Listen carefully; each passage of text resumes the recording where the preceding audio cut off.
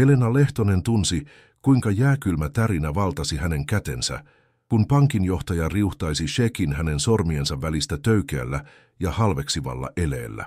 Summa, 420 000 euroa, tuntui leijuvan ilmassa hetken ennen kuin se häpäistiin. Tarpeettomalla voimalla hän iski paperiin hylätty leiman, jonka ääni kaikui konttorin jännittyneessä hiljaisuudessa. Tähän tyytymättä ja paikalla olijoiden tyrmistyneiden katseiden alla hän repi asiakirjan pieniksi, tarkoiksi paloiksi. Silppu putosi paperikoriin kuin julkisen nöyryytyksen konfetti. Markus Järvinen oli juuri tuhonnut tuon paperin, kuin se olisi ollut merkityksetöntä roskaa. Sitä hän ei tiennyt, ja sen me olemme pian yhdessä selvittämässä tässä uskomattomassa tarinassa, että hän ei ollut ainoastaan repimässä shekkiä, hän oli allekirjoittamassa oman lupaavan uransa kuolintodistusta. Ennen kuin aloitamme, kirjoita kommentteihin, mistä päin Suomea tai maailmaa katsot tätä videota, ja tilaa kanava auttaaksesi minua toteuttamaan unelmani jatkuvasti kasvavasta yhteisöstä. Ja nyt mennään päivän tarinaan. Tuo tiistai-aamu oli alkanut Helenalle kuten mikä tahansa muukin. Hän heräsi 5:30, keitti kupillisen vahvaa kahvia ja pukeutui tavanomaisiin vaatteisiinsa, kuluneisiin farkkuihin ja yksinkertaiseen puuvillapuseroon. Ei pröystäileviä koruja, ei huolellista meikkiä. 45 vuoden iässä hän oli oppinut elämän kantapään kautta opettaman perustavanlaatuisen läksyn. Todellinen vauraus ei tarvitse loistaakseen näyteikkunoita tai koristeita. Ennen pankkiin suuntaamistaan hän omisti 3 tuntia aikaansa Kallion asunnottomien ruokalassa, jossa hän tarjoili aamiaista. Hänen kätensä tuoksuivat yhä miedosti neutraalilta saippualta, kun hän työnsi auki Talouspankin Helsingin ydinkeskustassa sijaitsevan pääkonttorin raskaan lasioven. Kontrasti oli musertava. Pankkikonttorin sisätilat olivat rahalle ja vallalle omistettu pyhättö. Kiillotetut marmorilattiat heijastivat katon viileitä valoja. Ilmastointi loi jäisen ja etäisen ilmapiirin, ja harmaat keinonahkaiset nojatuolit kutsuivat hiljaiseen ja kunnioittavaan odotukseen. Kaikki siinä paikassa oli huolellisesti suunniteltu tekemään vaikutus, muistuttamaan jokaista kävijää tämän paikasta taloudellisessa hierarkiassa. Helena, joka ei välittänyt tuosta lasketusta uhkailusta, puristi lujemmin kuluneen kangaskassinsa kahvaa ja asteli päättäväisesti kohti asiakaspalvelutiskiä. Jonossa oli vain 3 ihmistä hänen edellään. Mies virheettömässä puvussa, nuori nainen uppoutuneena uusimman sukupolven puhelimeensa ja hän itse ilmeinen outolintu tuossa yltäkylläisyyden näyttämössä. Lasiseinäisestä toimistostaan toisesta kerroksesta Markus Järvinen tarkkaili kaikkea haukan katseella. 38-vuotias, hiukset vahalla sliipattuina ja yllään menestystä huutava tummansininen puku, hän oli johtanut konttoria 6 vuotta ja oli ylpeä asemastaan. Kuitenkin ahdistuksen varjo himmensi hänen kasvojaan. 4. tavoitteet olivat veitsenterällä ja hänen oli saatava aikaan tärkeitä sopimuksia, houkuteltava painavia sijoittajia, ei tuhlattava aikaa siihen, mitä hän piti vähäpätöisenä asiakaskuntana. Kun vihdoin tuli Helenan vuoro, kassanhoitaja Sanna hymyili hänelle harjoitellusti protokollan mukaisen ystävällisyyden eleen. Helena selitti rauhallisesti, että hänen piti tallettaa shekki. Sanna otti paperin, hänen silmänsä kävivät läpi summan ja laajenivat lautasen kokoisiksi. 420 000 euroa. Sanna nielaisi yrittäen säilyttää malttinsa. Summa ylitti reilusti minkä tahansa transaktion, jonka hän oli sillä viikolla hoitanut. Rouva yli 100 000 euron talletuksissa on keskusteltava suoraan johtajan kanssa, hän selitti, hänen äänensä hieman tavallista korkeampana. Se on pankin vakiomenettely. Hetkinen, olkaa hyvä. Vapisevin sormin hän naputteli jotain tietokoneelleen, nosti sisäpuhelimen luurin, ja 3 minuuttia myöhemmin Markus Järvinen laskeutui portaita keisarin ylimielisyydellä. Hän näki Helenan kaukaa, hänen vaatimattomat vaatteensa, vanhan laukkunsa, kuluneet lenkkarinsa. Lähes huomaamaton halveksunnan irvistys piirtyi hänen kasvoilleen. Vaihtamatta sanaakaan, tuntematta naista, hän oli jo tuominnut tämän. Hänelle nainen ei yksinkertaisesti kuulunut siihen paikkaan. Te haluatte tallettaa tämän shekin, Markus kysyi, pidellen asiakirjaa etusormensa ja peukalonsa välissä, kuin käsittelisi saastunutta esinettä. Hän ei edes tarjonnut istuinta, peruskohteliaisuuden elettä, jonka hän säästi oman tasonsa asiakkaille. Hän piti naisen seisomassa, alttiina muiden katseille. Kyllä, se on maksu eräästä projektista, jossa olen mukana. Kaikki on kunnossa. Voitte tarkistaa sen, Helena vastasi tyyneydellä, joka hämmenti johtajaa. Hänen äänensä oli vakaa, mutta vailla kaikkea ylimielisyyttä. Markus tutki shekkiä. Se oli peräisin rakennusliike Salo Oyltä, yhdeltä maan arvostetuimmista, mutta saajan nimi oli Helena Lehtonen. Hän rypisti otsaansa, naputteli nimen järjestelmään ja hänen ennakkoluulonsa vahvistui. Nainen oli merkityksetön asiakas. Järjestelmä antoi tiedot, joita Markus odotti ja tarvitsi vahvistaakseen tuomionsa. Yksinkertainen käyttötili, jonka kesksaldo oli ollut tuskin 2000 euroa viimeisen 6 kuukauden aikana. Ei sijoitussalkkuja, ei rahastoja, ei premium-tuotteita hänen nimissään. Hän oli Markuksen silmissä näkymätön asiakas, pelkkä luku tietokannassa. Rouva Lehtonen, mitä te tarkalleen ottaen teette työksenne? Hän tiedusteli ristiessään kätensä selvänä ylemmyyden ja haaston eleenä. Hän halusi ahdistaa naisen nurkkaan, paljastaa tämän. Minulla on joitakin liiketoimia, Helena vastasi, valiten hienotunteisuuden tuntematta tarvetta paljastaa elämänsä miehelle, joka oli hänet jo tuominnut. Vastaus kuitenkin vain ruokki johtajan kyynisyyttä, joka näki tuossa epämääräisyydessä vahvistuksen epäilyilleen. Joitakin liiketoimia, Markus toisti, makustellen sanoja kyynisellä hymyllä, jota hän ei yrittänytkään peitellä. Hänen äänensävynsä oli sekoitus pilkkaa ja syytöstä. Katsokaas, rouva, te tulette tänne noissa vaatteissa, laukku näyttää kirpputorilta ostetulta ja aiotte saada minut, tämän konttorin johtajan, uskomaan, että olette saaneet melkein 500 000 euroa huippuluokan rakennusliikkeeltä. Odotatteko todella, että uskon sen? Helena tunsi, kuinka veri nousi hänen kasvoilleen, suuttumuksen aalto, jota hän taisteli pitääkseen sisällään. Hän tunsi tämän tyyppiset miehet täydellisesti. Hän oli kohdannut heitä aiemminkin tiellään. Ennakkoluuloista ja ylimielisyydestä rakennettuja inhimillisiä muureja. Hän tiesi, että paras ase heitä vastaan ei ollut viha, vaan järkkymätön rauhallisuus ja totuus. Shekki on laillinen. Jos teillä on epäilyksiä, voitte soittaa yritykseen ja vahvistaa sen heti, Helena vaati pitäen äänensävynsä kunnioittavana ilmeisestä provokaatiosta huolimatta. Hänen kärsivällisyytensä oli pato, joka pidätteli turhautumisen virtaa. Ai, totta kai minä soitan, Markus vastasi sarkastisesti, ottaen kännykkänsä taskustaan. Sen sijaan, että olisi valinnut numeron, hän jätti sen tiskille ja jatkoi sanallista hyökkäystään katseensa naisessa täynnä halveksuntaa. Tiedättekö, mitä minä uskon? Minä uskon, että te olette saanut tämän shekin jollain epäilyttävällä tavalla. Ehkä olette siivooja jollekin rakennusliikkeen työntekijälle. Ehkä yritätte pestä rahaa tai tallettaa jotain, mikä ei selvästikään kuulu teille. Hänen äänensä voimakkuus oli kasvanut, houkutellen niiden harvojen ihmisten huomion, jotka olivat vielä konttorissa. Nuori nainen, joka aiemmin katsoi puhelintaan, seurasi nyt näytelmää kiinnostuneena, kun taas pukumies rykäisi vaivautuneena. Sanna, kassanhoitaja, tunsi itsensä yhä nöyryytetymmäksi pomonsa käytöksestä, mutta ei uskaltanut puuttua asiaan. Helena veti syvään henkeä keräten voimia.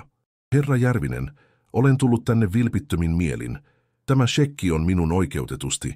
Jos teillä on epäilyksiä, olkaa hyvä ja tehkää tarpeellisiksi katsomanne tarkistukset, mutta pyydän, ettette kohtele minua tällä nöyryyttävällä tavalla. Hänen pyyntönsä, sen sijaan että olisi rauhoittanut miestä, tuntui heittävän lisää öljyä tämän pohjattoman ylimielisyyden tuleen. Etette kohtele minua tällä tavalla. Markus tiuskaisi, korottaen ääntään entisestään, nauttien luomastaan näytöksestä. Hän halusi tehdä selväksi, kuka määräsi. Luuletteko, että minun on pakko hyväksyä mikä tahansa paperi, joka ovestani ilmestyy? Tiedättekö te, kuinka monta petosyritystä olen henkilökohtaisesti estänyt tässä pankissa? Onko teillä aavistustakaan vastuusta, jota kannan? Hän piti shekkiä Helenan kasvojen edessä, heiluttaen sitä ilmassa, kuin se olisi ollut kumoamaton todiste rikoksesta. Tämä shekki voisi olla väärennetty, se voisi olla varastettu, se voisi olla mitä tahansa. Enkä minä aio riskeerata mainettani, enkä tämän pankin turvallisuutta, Jonkun takia, joka ei edes näytä kykenevän ansaitsemaan tällaista summaa.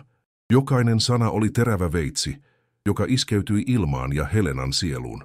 Hän tunsi jokaisen tavun painon, tylpän ja tutun kivun, joka kuljetti hänet ajassa taaksepäin. Tämä ei ollut ensimmäinen kerta. Hän oli tuntenut saman katseen 20 vuotta aiemmin, kun nuorena siivoojana yritti avata ensimmäistä pankkitiliään ja häntä kohdeltiin alentuvasti. Hän koki sen uudelleen 15 vuotta sitten, kun haki pientä 1 000 euron lainaa ensimmäisen yrityksensä perustamiseen, ja lainavirkailija nauroi hänelle päin naamaa. Se oli aina sama epäluuloinen katse, sama ulkonäköön perustuva tuomio. Se oli vanha haava, joka sillä hetkellä vuoti jälleen verta. Eli te siis kieltäydytte tallettamasta shekkiäni, Helena kysyi. Hänen äänensä oli vakaa, vaikka kurkkuun muodostui pala, ja se sisälsi syvää surua, ei rahan takia, vaan sen vahvistuksen vuoksi, että joillekin maailma ei ollut muuttunut lainkaan. Kieltäydyn jyrkästi, Markus julisti, ja sitten hän teki jotain, mikä salpasi kaikkien paikalla olijoiden hengen, teon, joka oli niin äärimmäisen ylimielinen, että se ylitti ammatillisen ja henkilökohtaisen rajan. Kaikkien tyrmistyneiden katseiden alla hän otti 420 000 euron shekin, repi sen kahtia, sitten 4 osaan ja lopulta heitti palaset tiskin vieressä olevaan paperikoriin viimeisenä halveksunnan eleenä. Nyt voitte poistua. Ja ensi kerralla älkää tuhlatko minun arvokasta aikaani epäilyttävillä papereillanne, Markus päätti ja kääntyi odottamatta vastausta. Haudan vakava hiljaisuus laskeutui konttoriin. Sanna peitti kauhistuneena suunsa kädellään. Pukumies pudisti päätään, mutisten jotain tyylitajun puutteesta. Nuori nainen puhelimensa kanssa oli huomaamattomasti kuvannut kohtauksen viimeiset sekunnit, ei julkaistakseen sitä, vaan puhtaasta shokista. Helena seisoi liikkumattomana 3 sekuntia, jotka tuntuivat ikuisuudelta. Hänen silmänsä täyttyivät kyynelistä, mutta hän räpäytti ne nopeasti pois, kieltäytyen antamasta sille miehelle tyydytystä nähdä hänen itkevän siellä, tämän reviirillä. Selvä on, Helena sanoi, hänen äänensä vavisten hieman, mutta täynnä uutta, jääkylmää päättäväisyyttä. Te juuri revitte 420 000 euron shekin, mutta älkää olko huolissanne. Se ei ole ainoa asia, jonka te tänään rikoitte. Te juuri rikoitte jotain paljon arvokkaampaa. Sanomatta enempää hän kääntyi ja käveli uloskäyntiä kohti. Hänen jalkansa horjuivat, mutta hänen selkänsä pysyi suorana. Hän säilytti arvokkuutensa koskemattomana, kun hän työnsi lasioven auki ja astui kadulle, missä keskipäivän aurinko paistoi matalalta ja heijastui märästä asfaltista. Markus puolestaan palasi toimistoonsa voiton hymy huulillaan, tuntien itsensä talouden järkkymättömäksi vartijaksi. Sanna, kassanhoitaja, katsoi ahdistuneena paperikoria, jossa shekin palaset makasivat. Paha aavistus valtasi hänen rintansa, tunne siitä, että hän oli juuri todistanut katastrofaalista virhettä, mutta hän ei sanonut mitään. Markus oli johtaja, hänen esimiehensä. Hänen täytyi tietää, mitä teki. Kuitenkin kun Helena käveli jalkakäytävää pitkin ja otti puhelimensa laukustaan, jokin hänen sisällään oli loksahtanut paikoilleen. Se ei ollut raivoa. Se ei ollut kostonhimoa. Se oli jotain paljon voimakkaampaa. 2 vuosikymmenen aikana tauttu päättäväisyys, 20 vuotta imperiumin rakentamista hiljaisuudessa, 20 vuotta arvonsa todistamista ilman suosionosoituksia. Ja nyt, ensimmäistä kertaa, hän aikoi näyttää maailmalle, kuka Helena Lehtonen todella oli. Hän valitsi numeron yhteystiedoistaan. Se soi 3 kertaa ennen kuin syvä ääni vastasi, Asiana Jaya Laakso. Mati, täällä Helena Lehtonen. Meidän on järjestettävä kiireellinen tapaaminen talouspankin johtokunnan kanssa. Kyllä, siitä asiasta, josta puhuimme viime kuussa. Olen tehnyt päätöksen, me etenemme. Hän lopetti puhelun ja suuntasi kotiinsa. Kyseessä ei ollut mikä tahansa asiakas. Tuolla naisella, nöyryytetyllä ja halveksitulla, oli käsissään valta järisyttää koko pankkilaitoksen perustuksia. Helena ei astunut luksushuvilaan tai kattohuoneistoon kaupunkinäkymin. Hän avasi pienen kerrostaloasuntonsa oven kalliossa, saman kodin, jossa hän oli asunut viimeiset 23 vuotta. 2 yksinkertaista huonetta, vaatimaton olohuone ja toimiva keittiö. Seiniä eivät koristaneet kalliit taideteokset, vaan valokuvat kehyksissä, jotka kertoivat tarinan taistelusta ja selviytymisestä. Helena, 22-vuotiaana, raskaana ja ylpeänä pidellen ylioppilastutkintotodistustaan. Helena, 25-vuotiaana, tytär Iida sylissään vaatimattoman talon edessä. Helena, 30-vuotiaana, siivoojan univormussa, hymyillen uupumuksella, joka ei onnistunut sammuttamaan toivoa hänen silmissään. Jokainen noista valokuvista oli lukuelämästä, jota Markus Järvinen Norsunluutornissaan ei olisi koskaan voinut kuvitella. Helena oli syntynyt köyhään perheeseen pohjanmaalaisessa pikkukaupungissa. Hänen isänsä oli muurari ja äitinsä ompelija. 17-vuotiaana hän tuli raskaaksi poikaystävälle, joka jätti hänet heti kuultuaan uutisen. 18-vuotiaana hän synnytti Iidan yksin, ainoana tukenaan äitinsä. Tragedia iski uudelleen, kun hän 20 vuoden iässä menetti vanhempansa liikenneonnettomuudessa. Yhdessä yössä hän oli yksin maailmassa 2-vuotiaan lapsen kanssa, tulevaisuus epävarmana. Monet olisivat murtuneet, mutta Helenalla oli jotain, mitä mikään tragedia ei voinut häneltä riistää. Rautainen tahto, suomalainen sisu. Hän alkoi työskennellä siivoojana toimistorakennuksissa. Hänen työpäivänsä alkoi 6 aamulla ja päättyi 2 iltapäivällä. Sitten hän haki Iidan päiväkodista ja jatkoi siivouksia yksityiskodeissa 8 asti. Hän nukkui tuskin 5 tuntia yössä. Viikonloppuisin hänen leponsa koostui pullan ja Karjalan piirakoiden myymisestä torilla lisätienestien toivossa. Jokainen hänen ansaitsemansa sentti oli pyhä. Jokaisella rypistyneellä setelillä oli selkeä ja määritelty päämäärä. Hänen tyttärensä Iidan koulutus ja paremman tulevaisuuden rakentaminen pala palalta. 25-vuotiaana, 3 vuoden yli-inhimillisen uhrauksen jälkeen, hän oli onnistunut säästämään 8 000 euroa. Silloin hän sai idean, joka muuttaisi hänen elämänsä ikuisiksi ajoiksi.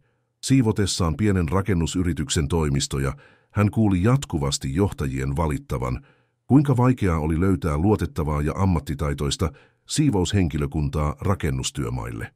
He maksoivat huomattavia summia, mutta palvelu oli usein puutteellista. Hän näki mahdollisuuden. Säästöillään hän perusti Loiste-siivouspalvelut, pienen yrityksen, joka koostui hänestä itsestään ja 2 ystävästä naapurustosta. He erikoistuivat rakennustyömaiden, insinööritoimistojen ja teollisuushallien siivoukseen. Heidän erottautumistekijänsä oli yksinkertainen, mutta vallankumouksellinen. Täsmällisyys, moitteeton työ ja ehdoton rehellisyys. Ensimmäisen 2 vuoden aikana liiketoiminta tuotti tuskin tarpeeksi kulujen kattamiseen. Se oli äärimmäisen raskasta aikaa. Iida, joka oli jo 7-vuotias, kysyi usein surullisena, miksi hänen äitinsä ei koskaan päässyt koulun juhliin. Helena pidätteli kyyneleitä purren huultaan ja lupasi, että jonain päivänä kaikki tuo vaivan näkö palkittaisiin. Hän työskenteli 16 tuntia päivässä ilman lepoa. Aamuisin hän hoiti sopimuksia ja laati budjetteja. Iltapäivisin hän puki univormun ja siivosi rinta rinnan työntekijöidensä kanssa. Hän oli omistaja, johtaja ja työntekijä, kaikki yhdessä.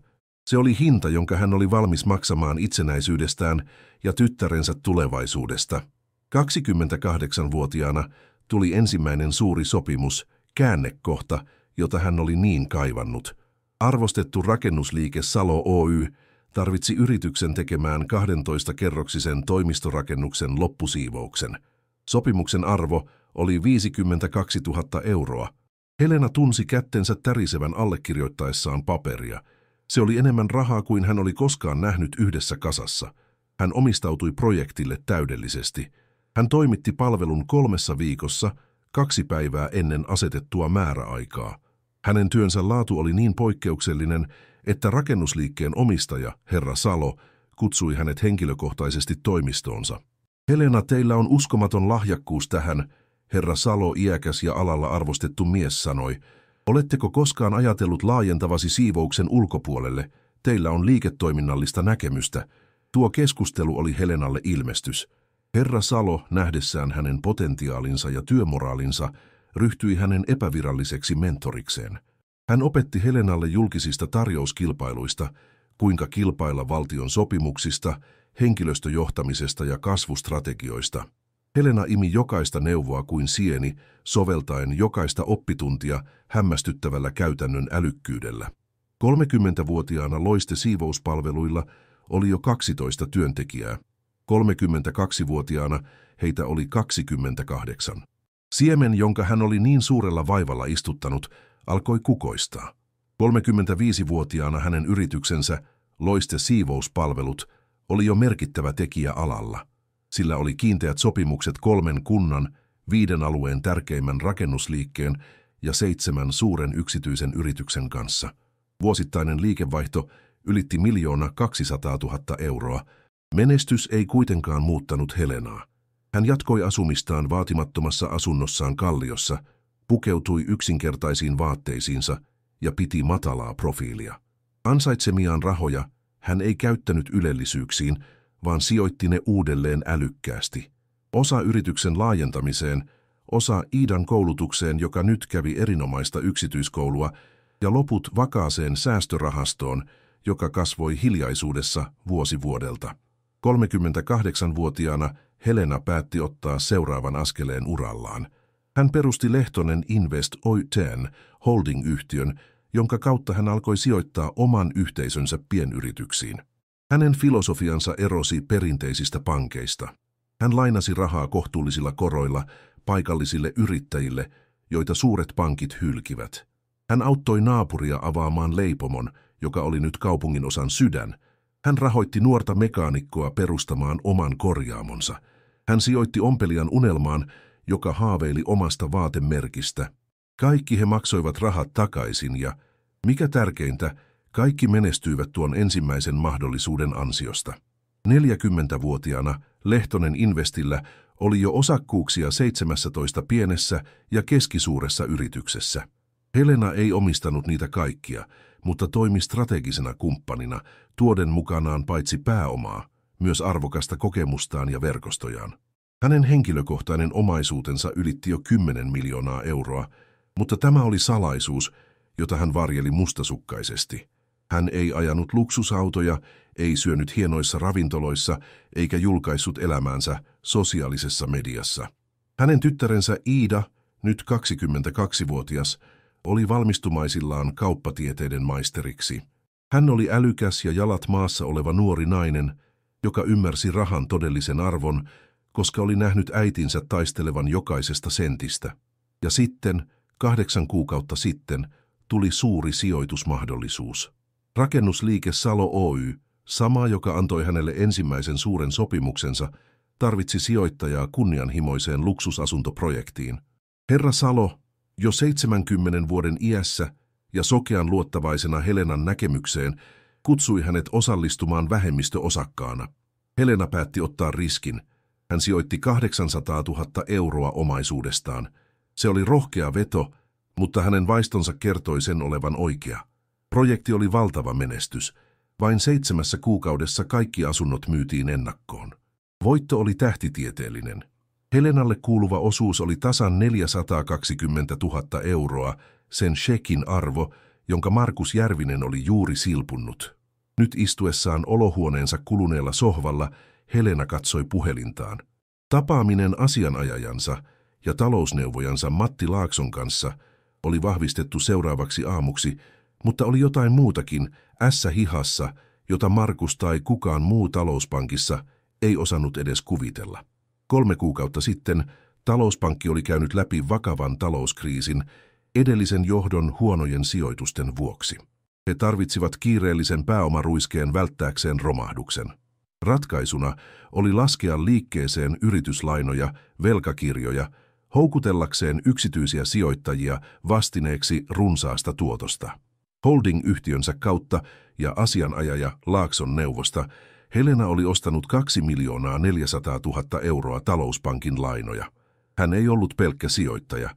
Hänestä oli tullut, ilman että kukaan pankin keskijohdossa tiesi, sen suurin yksittäinen velkoja.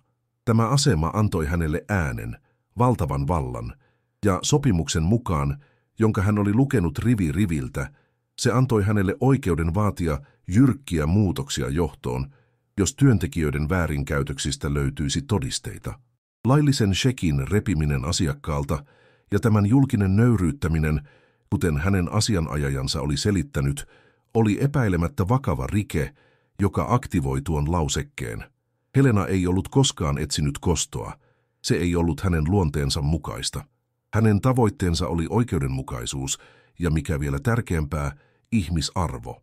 Hän halusi, että pankki, johon hän oli asettanut luottamuksensa ja säästönsä 20 vuoden ajan, olisi parempi paikka, jossa ihmisiä, kuten nainen, joka hän kerran oli, jotka saapuvat yksinkertaisissa vaatteissa, mutta pää pystyssä, kohdeltaisiin heidän ansaitsemallaan kunnioituksella. Ennen pankista lähtöään hän oli huomaamattomasti kerännyt shekin palaset paperikorista. Sanna, kassanhoitaja, oli auttanut häntä nopealla solidaarisuuden eleellä, sujauttaen palaset kirjekuoreen, kun Markus nousi portaita. Tuolla nuorella naisella oli hyvä sydän. Olohuoneensa pöydällä Helena kokosi shekin palaset kuin palapelin. Jokainen pala oli muistutus kärsitystä nöyryytyksestä. Hän otti kännykällään kuvan, dokumentoiden aineellisen todisteen hyökkäyksestä. Hän säilytti kaiken huolellisesti läpinäkyvässä muovitaskussa. Sinä yönä hän tuskin nukkui, ei raivosta, vaan tulevan odotuksesta. 23 vuotta hän oli rakentanut menestystään täydellisessä hiljaisuudessa, antaen tekojensa puhua puolestaan. Nyt ensimmäistä kertaa hän aikoi käyttää ääntään, ja hänellä oli varmuus siitä, että kun Helena Lehtonen puhui, jopa kuiskaten, maailma kuunteli. Asianajaja Laakson toimiston neuvotteluhuoneesta avautui panoraamanäkymä Helsingin liikekeskustaan. Oli keskiviikkoaamu kello 9. Helena tapansa mukaan saapui 15 minuuttia etuajassa. Hänellä oli yllään yksinkertainen musta housupuku ja valkoinen pusero, hillitty ja ammattimainen asu. Mukanaan hänellä oli vain ruskea kansio ja erottamaton kangaskassinsa. Asianajaja Laakso, 62-vuotias, harmaantunut ja ystävällinen mies, oli tuntenut hänet 12 vuotta. Hän muisti naisen saapuvan toimistoonsa ensimmäistä kertaa, etsien oikeusapua pienelle yritykselleen, tuskin rahaa maksaa palkkioitaan. Hän oli suostunut maksujärjestelyyn, koska näki naisessa jotain poikkeuksellista, järkkymättömän päättäväisyyden. Helena, istu, ole hyvä, asianajaja sanoi osoittaen tuolia mahtipontisen mahonkipöytänsä edessä. Sain eilen puhelusi. Ymmärrän, että pankissa sattui erittäin epämiellyttävä välikohtaus. Hän nyökkäsi, asetti kansion pöydälle ja alkoi kertoa tapahtumista hämmästyttävän rauhallisesti. Hän kuvaili jokaisen yksityiskohdan. Markuksen halveksivan katseen, hänen tunkeilevat kysymyksensä, hänen perusteettoman epäluulonsa ja hetken, jolloin tämä repi shekin. Asianajaja Laakso kuunteli hiljaa, kädet ristissä, hänen ilmeensä muuttuen yhä synkemmäksi jokaisen sanan myötä. Helenan tyyneys kertoessaan niin loukkaavasta tarinasta vain korosti tapahtuneen vakavuutta. Eli hän repi shekin sinun edessäsi, asianajaja Laakso kysyi, hänen äänensä sävyttyneenä epäuskolla. Hän halusi varmistaa, että oli ymmärtänyt loukkauksen laajuuden oikein. Hän repi sen palasiksi ja heitti roskakoriin. Hän sanoi, etten näytä siltä, että minulla olisi kykyä saada sellaista rahasummaa, Helena vahvisti, hänen äänensä vakaana, mutta muiston painon rasittamana. Asianajaja otti lasinsa pois, hieroi kasvojaan ja huokaisi syvään. Helena, oletko tietoinen tämän oikeudellisista ja sopimuksellisista seurauksista? Mä tiedän, että se oli nöyryyttävää, tiedän, että se oli epäoikeudenmukaista, mutta se on paljon enemmän. Pankin suurimpana velkojana sinulla on valta kutsua koolle ylimääräinen yhtiökokous. Allekirjoittamasi lainasopimus, asianajaja Laakso jatkoi avatessaan paksua kansiota, sisältää hyvin tarkkoja lausekkeita huonosta johtamisesta ja työntekijöiden sopimattomasta käytöksestä, joka voi vahingoittaa instituution mainetta, kun sijoitit ne 2 400 000 euroa 3 kuukautta sitten, et ainoastaan pelastanut pankkia likviditeettikriisiltä, vaan sait myös ratkaisevan vaikutusvallan. Hän näytti Helenalle asiakirjat. Omistamasi lainat edustavat 17% pankin koko yksityisestä velasta. Yksikään toinen yksittäinen sijoittaja ei ylitä 8%. Et ole vain asiakas, Helena. Olet olennainen osa tuon yhteisön taloudellista rakennetta ja he tietävät sen. Helena oli jo tietoinen näistä luvuista, mutta niiden kuuleminen asianajajansa suusta antoi niille uuden ulottuvuuden. Hänen hallussaan oleva valta ei ollut abstraktia, se oli todellista ja konkreettista. Mitä tarkalleen ottaen voin tehdä? Hän kysyi, hänen äänensä heijastaen hetken vakavuutta. Voit pyytää välitöntä tapaamista johtokunnan kanssa, asianajaja Laakso selitti. Voit esittää virallisen valituksesi ja vaatia jyrkkiä korjaavia toimenpiteitä. Pankin säännöt määräävät, että velkojilla, joiden omistusosuus ylittää 15%, on puhe- ja äänioikeus henkilöstöjohtamista koskevissa päätöksissä todistetun väärinkäytöksen tapauksissa. Ja usko minua, se mitä sinulle tehtiin on oppikirjaesimerkki. Ja Shekin palaset toimivat todisteena.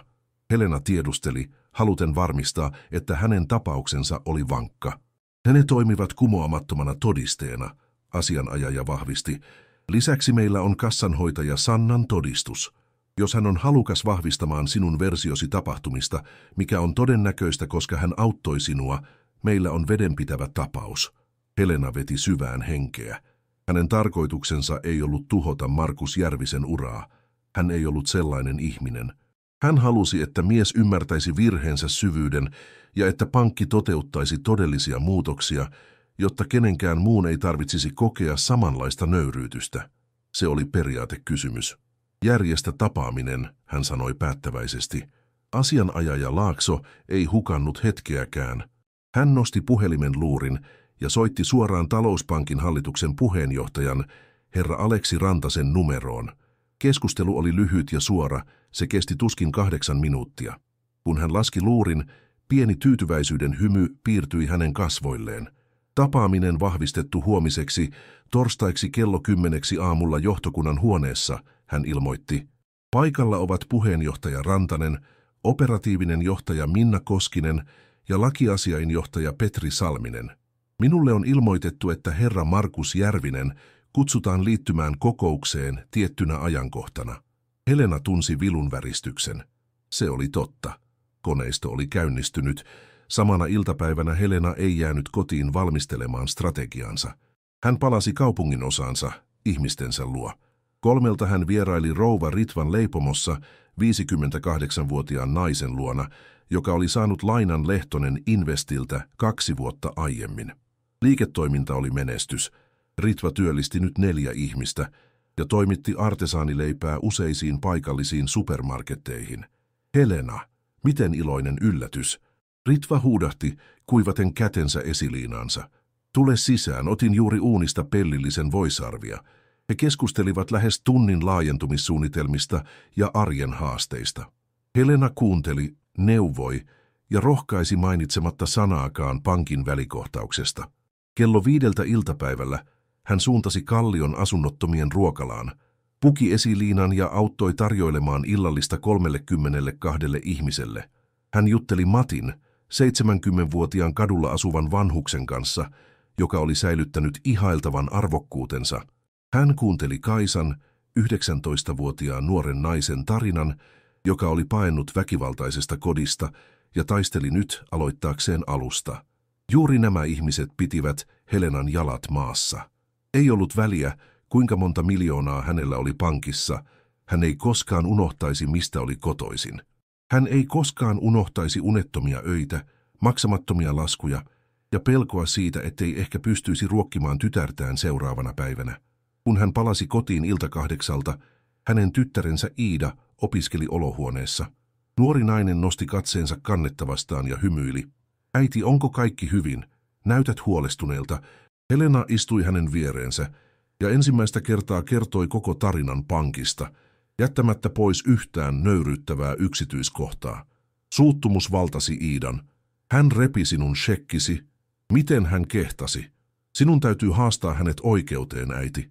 Sinun täytyy tuhota hänet. En halua haastaa ketään oikeuteen, kultaseni, Helena vastasi rauhallisesti. Haluan, että hän oppii läksynsä ja että pankki muuttuu paremmaksi.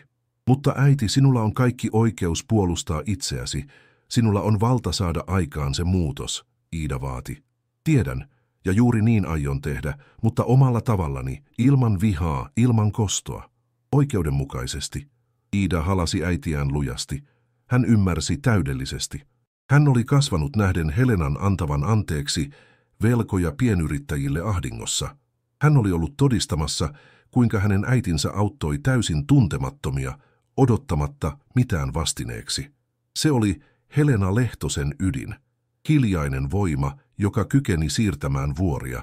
Torstaiaamuna Helena heräsi 5, kävi suihkussa ja valitsi parhaan asunsa, tumman sinisen jakkupuvun, jonka oli ostanut 3 vuotta sitten ja jota säästi erityistilaisuuksia varten. Hän levitti huulilleen huomaamattoman huulipunan ja sitoi hiuksensa tyylikkääksi nutturaksi. 9:30 hän oli talouspankin vaikuttavan pääkonttorin, 20 kerroksen pilvenpiirtäjän, sisäänkäynnillä kaupungin sydämessä. Asianajaja Laakso odotti häntä jo aulassa. Hänen läsnäolonsa säteili rauhaa ja luottamusta. Valmis? Hän kysyi rauhoittavalla hymyllä. Valmis, nainen vastasi, hänen äänensä vakaana vatsassa kiertävästä jännityksestä huolimatta. Yhdessä he nousivat hissillä 18 kerrokseen. Johtokunnan huone oli niin vaikuttava kuin hän oli kuvitellut. Valtava, jalopuinen pöytä hallitsi tilaa. Seiniä koristivat nykytaiteen teokset ja suuri ikkuna tarjosi upean näkymän kaupungin ylle. 3 henkilöä istui jo odottamassa heitä. Puheenjohtaja Aleksi Rantanen, noin 65-vuotias mies, operatiivinen johtaja Minna Koskinen, 48, ja lakiasiainjohtaja Petri Salminen, 53. Kaikki nousivat seisomaan, kun Helena astui sisään. Rouva Lehtonen, tervetuloa, Aleksi Rantanen sanoi, ojentaen kätensä juhlallisuudella, joka korosti tapaamisen tärkeyttä. On todellinen kunnia saada teidät henkilökohtaisesti tänne. Olemme täysin tietoisia osallistumisenne merkityksestä pankkimme taloudellisessa elpymisessä. Helena kätteli häntä. Hänen otteensa oli luja ja kunnioittava. Kiitos, että otitte minut vastaan, hän sanoi istutuen tuolille, jonka asianajaja Laakso hänelle osoitti. Puheenjohtaja palasi paikalleen, risti sormensa pöydällä ja veti syvään henkeä. Meille on kerrottu erittäin vakavasta välikohtauksesta, joka tapahtui toissapäivänä pääkonttorissamme. Välikohtaus, joka koskee teitä ja johtajaamme, herra Markus Järvistä. Haluaisimme kuulla teidän versionne tapahtumista ennen kuin jatkamme. Helena avasi kansionsa hitaasti, otti esiin läpinäkyvän muovitaskun, joka sisälsi huolellisesti kootut shekin palaset ja liuutti sen kiiltävälle pöydän pinnalle. Aineellinen todiste makasi keskellä, hiljaisena ja kumoamattomana todistuksena, ja sitten hän alkoi puhua 12 minuutin ajan, rauhallisella mutta painavalla äänellä. Hän kertoi kokemuksestaan. Hän kuvaili, kuinka oli saapunut pankkiin vapaaehtoistyönsä jälkeen, kuinka Markuksen ennakkoluuloinen katse oli kohdannut hänet, hänen tunkeilevat kysymyksensä, hänen perusteeton epäluulonsa ja lopulta huipentumana shekin repiminen kaikkien edessä. Hänen puhuessaan Aleksi Rantasen kasvot kalpenivat näkyvästi. Minna Koskisen pidätelty suuttumus oli käsin kosketeltavissa. Rouva Lehtonen, puheenjohtaja Rantanen sanoi heti kun nainen lopetti, hänen äänensä syvänä ja täynnä surua. Talouspankin ja omasta puolestani pyydän teiltä syvimpiä ja vilpittömimpiä anteeksipyyntöjä siitä, mitä olette joutunut kestämään. Se, mitä olette kuvaillut, on täysin hyväksymätöntä, ehdottoman hyväksymätöntä. Arvostan anteeksipyyntöänne, Helena vastasi. Mutta en ole tullut tänne vain sen takia. Olen tullut, koska uskon, että tämä instituutio voi ja sen pitää olla parempi. Olen tullut, koska sijoitin rahani tänne luottaen sen arvoihin, ja olen tullut, koska tiedän täydellä varmuudella, etten ole ainoa henkilö, joka on kokenut vastaavanlaisen tilanteen teidän konttoreissanne. Hänen sanansa kaikuivat huoneessa kiistämättömän totuuden voimalla. Operatiivinen johtaja Minna Koskinen nojautui eteenpäin. Hänen katseensa oli kiinnittynyt Helenaan. Olette täysin oikeassa, rouva Lehtonen, emmekä aio antaa tämän jäädä pelkkään anteeksipyyntöön, hän totesi painokkaasti. Luvallanne haluaisin kutsua herra Markus Järvisen tähän huoneeseen välittömästi. Helena nyökkäsi hiljaa. Asianajaja Laakso puristi kevyesti hänen kättään, hiljainen tuen ele. Lakiasiainjohtaja Petri Salminen nosti sisäpuhelimen luurin. 3 minuuttia myöhemmin, jotka tuntuivat ikuisuudelta, huoneen ovi avautui. Markus Järvinen astui sisään tavanomaisen itsevarmana, puku moitteettomana ja olemus ylemmyyttä uhkuen. Hän loi katseensa huoneeseen, tunnisti johtajat, asianajajan Ja sitten hänen silmänsä kohtasivat Helenan silmät. Sillä hetkellä Markus Järvisen maailma pysähtyi. Hänen kasvoiltaan katosi kaikki väri. Hänen silmänsä laajenivat suunnattomasti yllätyksestä ja paniikista. Se oli hän, Shekin nainen, jota hän oli nöyryyttänyt 2 päivää aiemmin, mutta nyt tämä ei seisonut avuttomana hänen konttorissaan. Tämä istui pääpöydässä, johtokunnan huoneessa. Markuksen aivot kamppailivat käsitelläkseen näkemäänsä.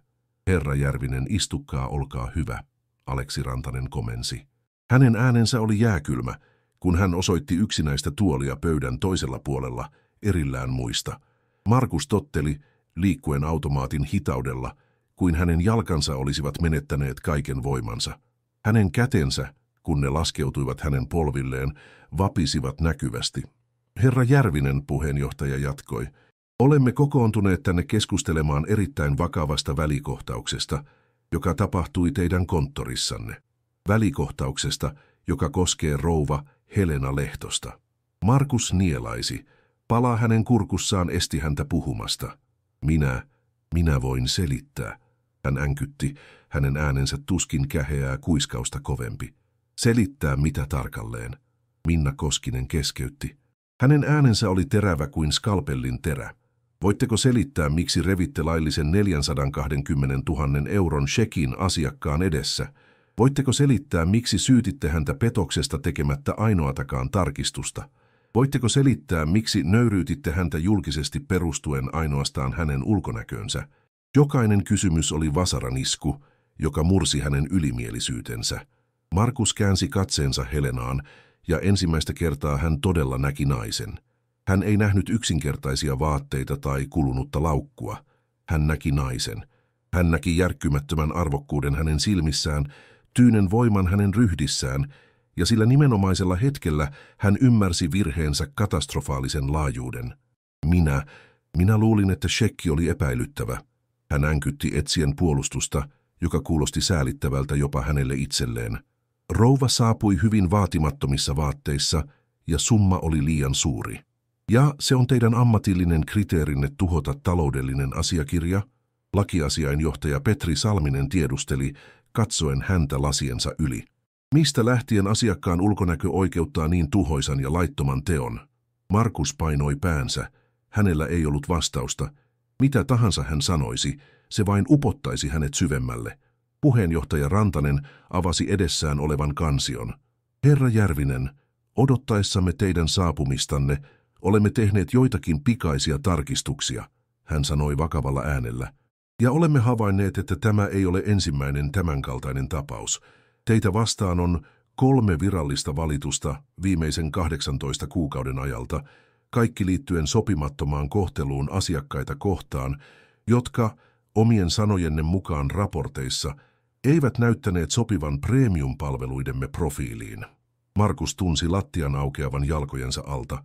Hän muisti jokaisen noista tapauksista, jotka hän oli onnistunut vähättelemään ja arkistoimaan. Hän muisti 60-vuotiaan naisen, joka halusi sijoittaa miehensä perinnön, nuoren yrittäjän, joka haki lainaa startup-yritykselleen, ja vaatimattoman maanviljelijän, joka oli voittanut lotossa. Kaikkia hän oli kohdellut samalla halveksunnalla, tuomiten heidät ulkonäön perusteella, ennen kuin analysoi heidän tapauksiaan. Nuo aiemmat valitukset arkistoitiin aineellisten todisteiden puutteen vuoksi, puheenjohtaja jatkoi. Mutta tällä kertaa on toisin. Tällä kertaa meillä on shekin palaset, meillä on silminnäkijöitä, ja mikä tärkeintä, meillä on uhri, joka sattuu olemaan myös suurin yksittäinen velkojamme. Markus nosti katseensa äkisti. Velkoja? Mitä se tarkoitti? Sekaannus heijastui hänen kasvoiltaan. Minna Koskinen selitti sen hänelle äänellä, jossa sekoittuivat ammattimaisuus ja syvä pettymys. Herra Järvinen, rouva Helena Lehtonen omistaa 2 400 000 euroa pankkimme yrityslainoja. Hän on tämän instituution suurin yksityinen sijoittaja. Kun te nöyryytitte häntä, ette ainoastaan osoittanut epäkunnioitusta asiakasta kohtaan, te osoititte epäkunnioitusta henkilöä kohtaan, joka sijoituksellaan auttoi pelastamaan tämän pankin vakavasta talouskriisistä vain 3 kuukautta sitten. Tuon paljastuksen vaikutus oli kuin isku vatsaan Markukselle, 2 400 000 euroa. Yksinkertaisiin vaatteisiin pukeutunut nainen oli monimiljonääri. ja hän oli tuhonnut tämän shekin. Minä en tiennyt. Hän mutisi, hänen äänensä lähes kuulumaton, häpeän ja pelon murtama. Sinun ei olisi tarvinnutkaan tietää, Helena puuttui puheeseen, puhuen ensimmäistä kertaa sen jälkeen, kun Markus oli astunut huoneeseen. Hänen äänensä oli vakaa, mutta se ei sisältänyt vihaa, vain musertavan totuuden. Sinun olisi pitänyt kohdella minua kunnioittavasti, riippumatta siitä, kuka olin, mikä oli pankkisaldoni tai mitä vaatteita käytin. Kunnioitus ei ole etuoikeus, joka myönnetään rikkaille, herra Järvinen. Se on kaikkien ihmisten perusoikeus. Jokainen sana upposi syvälle Markuksen omaan tuntoon. Hän tiesi, että nainen oli oikeassa. Syvällä sisimmässään hän oli aina tiennyt sen, mutta hänen kunnianhimonsa ja ennakkoluulonsa olivat sokeuttaneet hänet. Rouva Lehtonen, Markus sanoi, pakottaen itsensä katsomaan naista silmiin. Pyydän teiltä anteeksi vilpittömästi. Se, mitä tein, oli anteeksi antamatonta. Tuomitsin teidät ulkonäönne perusteella ja tein hirvittävän vääryyden. Helena tarkkaili häntä hiljaa pitkien sekuntien ajan. Osa hänestä tunsi sääliä tuota murtunutta miestä kohtaan, mutta toinen osa tiesi, etteivät pelkät anteeksipyynnöt riittäneet parantamaan systeemistä vahinkoa. Herra Järvinen, hän vastasi. Hyväksyn anteeksipyyntönne, mutta minun täytyy saada teidät ymmärtämään jotain. 23 vuotta sitten, kun olin siivooja ja yritin avata ensimmäistä tiliäni, minua kohdeltiin täsmälleen niin kuin te kohtelitte minua, halveksuen, nöyryyttäen. Ja se melkein tuhosi minut, melkein sai minut luopumaan unelmistani. Mutta en luovuttanut, Helena jatkoi, hänen äänensä voimistuen. Rakensin liiketoiminnan tyhjästä. Olen auttanut kymmeniä ihmisiä toteuttamaan omat unelmansa. Tänään työllistän suoraan yli 140 ihmistä ja välillisesti paljon enemmän. Ja kaiken tämän saavutin, koska nöyryytyksistä huolimatta en koskaan lakannut uskomasta omaan arvooni. Hän piti tauon antaen sanojensa laskeutua, mutta kuinka moni ihminen luovuttaa? Kuinka monta lahjakkuutta menetetään, koska joku teidän kaltaisenne tuomitsee heidät ulkonäön perusteella? Kuinka monta unelmaa kuolee pankin ovelle, koska johtaja päättää, kuka on arvokas ja kuka ei? Huoneessa vallitsi täydellinen hiljaisuus. Puheenjohtaja Rantasella oli kyyneleet silmissään. Herra Rantanen kokosi itsensä.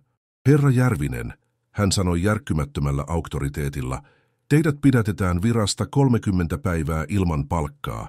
Tänä aikana teidän on osallistuttava pakolliseen koulutusohjelmaan, joka käsittelee etiikkaa, asiakaspalvelua ja monimuotoisuutta.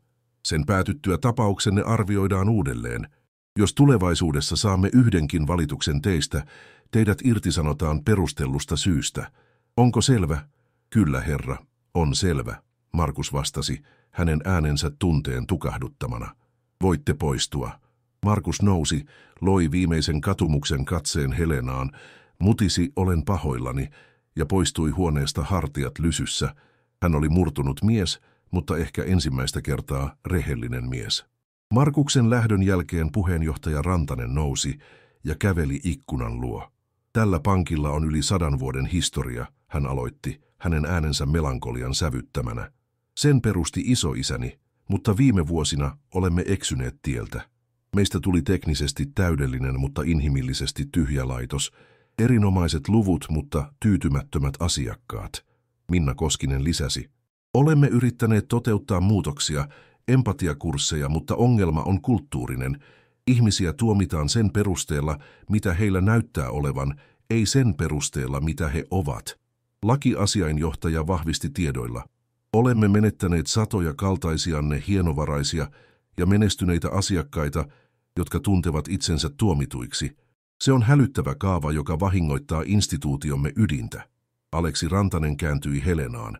Hänen katseensa oli suora ja vilpitön. Rouva Lehtonen, en tuonut teitä tänne vain ratkaistakseni tämän välikohtauksen. Toin teidät tänne, koska tarvitsen apuanne. Helena katsoi häntä yllättyneenä. Minun apuani? Kyllä, puheenjohtaja vahvisti. Te olette rakentanut imperiumin voittaen ennakkoluulot ja säilyttänyt arvonne koskemattomina. Te olette juuri se ääni, jota tämä pankki epätoivoisesti tarvitsee kuulla. Minna Koskinen jatkoi ehdotusta. Emme uudista vain talouttamme, vaan myös filosofiamme. Haluamme kutsua teidät osaksi uutta asiakasneuvostoamme, 12 hengen ryhmää. joka auttaa meitä määrittelemään politiikkamme uudelleen inhimillisestä näkökulmasta. Kokemuksenne olisi meille korvaamaton. He ojensivat hänelle kansion, jossa oli virallinen ehdotus. Helena luki sen. Se oli vakava tehtävä neljännesvuosittaisilla kokouksilla ja symbolisella palkkiolla. Mutta minulla ei ole koulutusta rahoitusalalta, hän sanoi epäröiden. Juuri siksi olette täydellinen, Minna keskeytti ystävällisesti. Emme tarvitse enää teoreetikkoja. Tarvitsemme oikeita ihmisiä, joilla on todellista kokemusta, jotka tietävät, mitä on taistella ja mitä tarkoittaa tulla kohdelluksi arvokkaasti. Puheenjohtaja soitti puhelun, ja minuuttien kuluttua Sanna kassanhoitaja astui ujosti huoneeseen. Kyyneleet silmissään hän pyysi Helenalta anteeksi, ettei ollut puolustanut häntä, ja ojensi tälle kirjekuoren. Sisällä olivat 7 muun asiakkaan nimet, jotka olivat kokeneet samankaltaisia nöyryytyksiä. Helena tunsi syvää liikutusta nähdessään Sannan rohkeuden. Puheenjohtaja Rantanen, vaikuttuneena hänen rehellisyydestään, kutsui myös hänet liittymään neuvostoon edustamaan työntekijöiden näkökulmaa. Sanna suostui tyrmistyneenä. Sillä hetkellä Helena tiesi, mitä hänen oli tehtävä. Kyse ei ollut enää hänestä itsestään, vaan pysyvän muutoksen luomisesta. Hyväksyn paikan neuvostossa, hän ilmoitti, mutta 3 ehdolla. Kaikki huoneessa kuuntelivat häntä äärimmäisen tarkkaavaisesti. Ensinnäkin, Markuksen koulutusohjelma on pakollinen kaikille johtajille. Toiseksi, perustetaan anonyymi ja ulkoinen ilmoituskanava. 3. Osa pankin voitoista ohjataan mikrolainarahastoon vähävaraisille yrittäjille. Puheenjohtaja ei ainoastaan hyväksynyt kaikkia ehtoja, vaan ilmoitti, että rahasto kantaisi hänen nimeään. Helena Lehtosen mikrolainarahasto. 3 viikkoa myöhemmin muutokset olivat jo nähtävissä. Markus suoritti viraltapanoaan intensiivisessä ohjelmassa, jossa hän kuunteli pankkien syrjimien ihmisten todistuksia, kokemus, joka muutti hänet syvästi. Helena puolestaan otti henkilökohtaisesti yhteyttä Sannan listalla olleisiin 7 asiakkaaseen, kuunteli heidän tarinansa ja tarjosi heille pankin tukea. Ilmoituskanava oli jo toiminnassa ja oli alkanut paljastaa aiemmin piilossa pysyneitä ongelmia. Talouspankin muutos ei ollut markkinointikampanja, se oli hiljainen vallankumous, joka syntyi sisältäpäin. Helena Lehtosen mikrolainarahasto aloitti toimintansa 500 000 euron alkupääomalla. Ensimmäinen edunsaaja oli 24-vuotias nuori mekaanikko, joka unelmoi oman korjaamon avaamisesta. Hän sai 30 000 euron lainan reiluilla ehdoilla, joita mikään muu pankki ei ollut hänelle tarjonnut. Helena valvoi prosessia henkilökohtaisesti, varmistaen, että hän sai paitsi rahat, myös tarvittavan neuvonnan. 30 päivän kuluttua Markus ei palannut vanhaan tehtäväänsä. Hänet siirrettiin koordinaattoriksi Kallion konttoriin alennetulla palkalla ja täysin erilaisilla vastuilla. Nyt hänen työnsä oli auttaa niitä vaatimattomia ihmisiä, joita hän aiemmin halveksi. Ensimmäisenä päivänään siivoojan univormuun pukeutunut nainen astui sisään avatakseen säästötilin. Markus tunsi vilunväristyksen muistaessaan Helenan. Hän nousi, tarjosi tuolin ja kohteli naista ystävällisyydellä ja kärsivällisyydellä, jotka yllättivät naisen. Päivän päätteeksi hän soitti Helenalle. Rouva Lehtonen, täällä Markus. Tänään palvelin siivoojaa ja näin hänessä teidät. Ymmärsin tekemäni vahingon. En pyydä anteeksi, koska en ansaitse sitä, mutta haluan teidän tietävän, että yritän olla erilainen mies. Kaikki ansaitsevat toisen mahdollisuuden, Markus, Helena vastasi. Tärkeää on se, mitä teemme sillä. Puhelun lopetettuaan Markus tunsi rauhan, jota ei ollut kokenut vuosiin. Sinä iltana Helenan tytär Iida saapui kotiin uutisten kera. Äiti, minulle on tarjottu töitä talouspankista. He haluavat minut mukaan tiimiin, joka hallinnoi uutta mikrolainaohjelmaa. Helena hymyili, hänen silmänsä loistaen ylpeydestä. Ja aiotko ottaa sen vastaan, hän kysyi. Kyllä, aion. Koska tiedän, että sinun ansiostasi se on nyt erilainen pankki. Pankki, johon voi todella uskoa. He kilistivät appelsiinimehulla, juhlien ei taloudellista menestystä, vaan arvojen voittoa. Samaan aikaan pankki jatkoi muutostaan, osoittaen, että kannattavuus ja inhimillisyys eivät ainoastaan voineet olla olemassa rinnakkain, vaan että yhdessä ne loivat paljon vahvemman ja kestävämmän liiketoimintamallin. 6 kuukautta myöhemmin Helena käveli samaa katua pitkin. Hänellä oli yllään tavanomaiset yksinkertaiset vaatteensa ja kulunut laukkunsa. Hänen ulkonäkönsä ei ollut muuttunut, mutta maailma hänen ympärillään oli.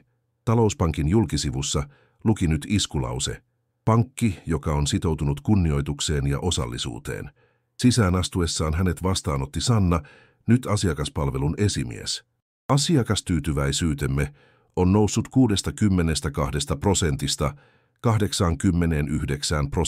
89%, Sanna kertoi ylpeänä. Neuvoston kokouksessa puheenjohtaja Rantanen esitteli tulokset.